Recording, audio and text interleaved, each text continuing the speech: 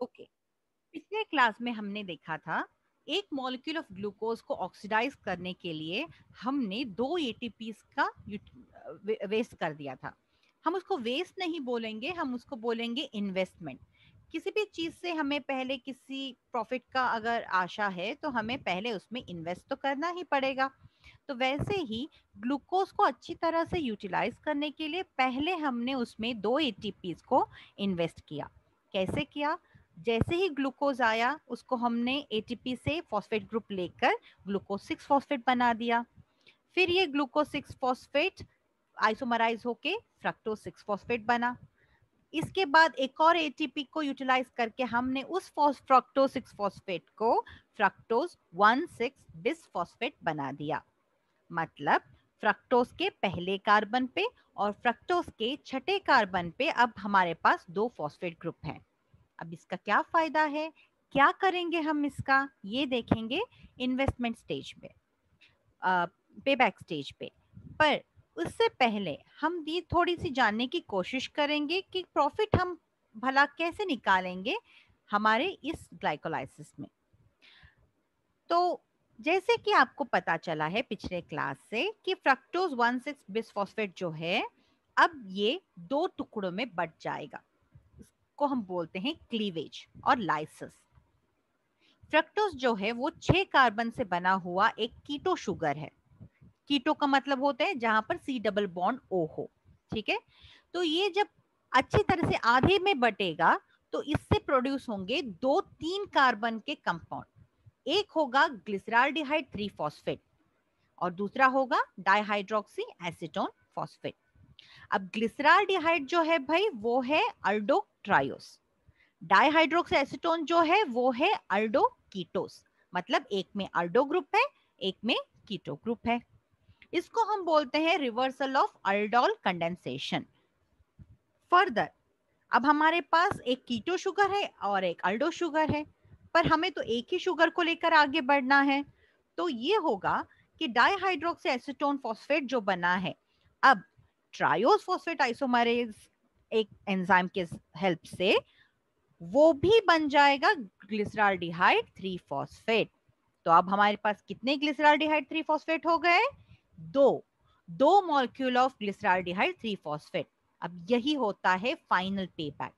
मतलब क्या है, आपने शुरुआत की थी एक ग्लूकोज से, अब आपने जनरेट किया 2 ग्लिसराल्डिहाइड 3 फॉस्फेट से। मतलब आप एक ग्लिसराल्डिहाइड 3 फॉस्फेट से भी एक एटीपी जनरेट करोगे तो वो डुप्लीकेट हो जाएगा 2 में। तो इसे हमें फायदा होगा। इसको और ज्यादा स्ट्रक्चर के साथ बेहतरीन तरीके से अंडरस्टैंड करते हैं।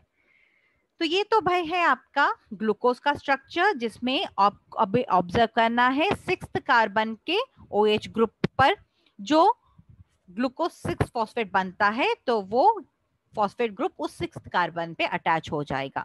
तो ये है आपका ग्लूकोज 6 फॉस्फेट का स्ट्रक्चर। ठीक है, अब नेक्स्ट स्टेप में यही ग्लूकोज 6 फॉस्फेट आइसोमराइज हो जाएगा।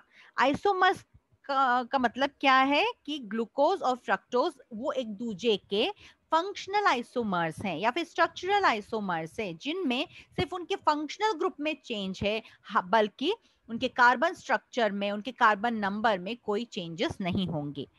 अब ये बन गया है आपका फ्रक्टोज 6 फॉस्फेट। ध्यान से देखिए, ये आपका थर्ड डायग्राम है जो फ्रक्टोज का स्ट्रक्चर है और अब 6 पोजीशन पे आपके पास एक फॉस्फेट ग्रुप है। अगर मैं इसको यहाँ पर ऐसे डिवाइड करूंगी तो एक कार्बन, एक 3 कार्बन, 1 2 3, इन 3 कार्बन के पास एक फॉस्फेट ग्रुप होगा, पर इस यहाँ पर कोई भी फॉस्फेट ग्रुप नहीं होगा। तो अब हम क्या करेंगे, इसको फिर से एटीपी यूटिलाइज करके फॉस्फोराइलेट कर लेते हैं फॉस्फोफ्रक्टोकाइनेज 1 से, जो फर्स्ट पोजीशन पे फॉस्फोराइलेट करता है, इसीलिए उसका नाम PFK1 है। और ये आपको दे देगा फ्रक्टोज 1,6 बाय फॉस्फेट और बिसफॉस्फेट। यहां तक आपने पिछले क्लास में ऑलरेडी पढ़ लिया था। अब मैं यहाँ पर आपको ये एम्फसाइज करवाना चाहती हूँ कि देखिए यहाँ पर फर्स्ट कार्बन में भी फॉस्फेट ग्रुप है, 6th कार्बन में भी फॉस्फेट ग्रुप है। अब मैं अगर इसको हाफ में एग्जैक्टली तोड़ूंगी तो मुझे मिलेगा 3 कार्बन का एक पर्टिकुलर मॉलिक्यूल। क्या मिलेगा मुझे? 3 कार्बन का एक पर्टिकुलर मॉलिक्यूल। जो पिंक शेडेड में है उसमें आपको कीटो ग्रुप रहेगा, तो ये बन जाएगा आपका डाइहाइड्रोक्सी एसीटोन फॉस्फेट। और जो ब्लू शेड में है वो बन जाएगा आपका ग्लिसराल्डिहाइड 3 phosphate. Okay, so this is how it is. मैं इरेज कर दूं सारा इंक ऑन द स्लाइड। तो ये है आपका अल्डिहाइड ग्रुप और ये है आपका 3 carbon, 1 2 3 carbon, 3 carbon aldose is a ग्लिसराल्डिहाइड।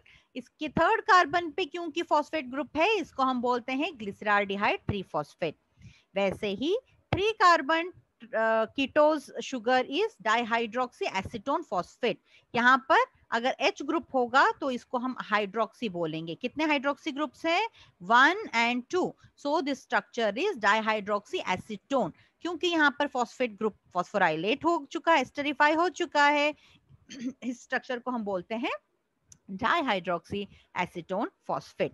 अब ट्रायोस फॉस्फेट आइसोमरेज के जरिए, उसके हेल्प से ये डाइहाइड्रोक्सी एसीटोन फॉस्फेट आइसोमराइज होके एक और मॉलिक्यूल ग्लिसराल्डिहाइड बन जाएगा। तो हमारे पास अब कितने ग्लिसराल्डिहाइड 3 फॉस्फेट है नेक्स्ट स्टेज में? We will go into the next stage with 2 molecules of glyceraldehyde 3 phosphate। अगले वीडियो में बताऊंगी कि अब इस ग्लिसराल्डिहाइड 3 फॉस्फेट को लेकर हमें क्या एटीपी और कितने एटीपी मिल सकते हैं।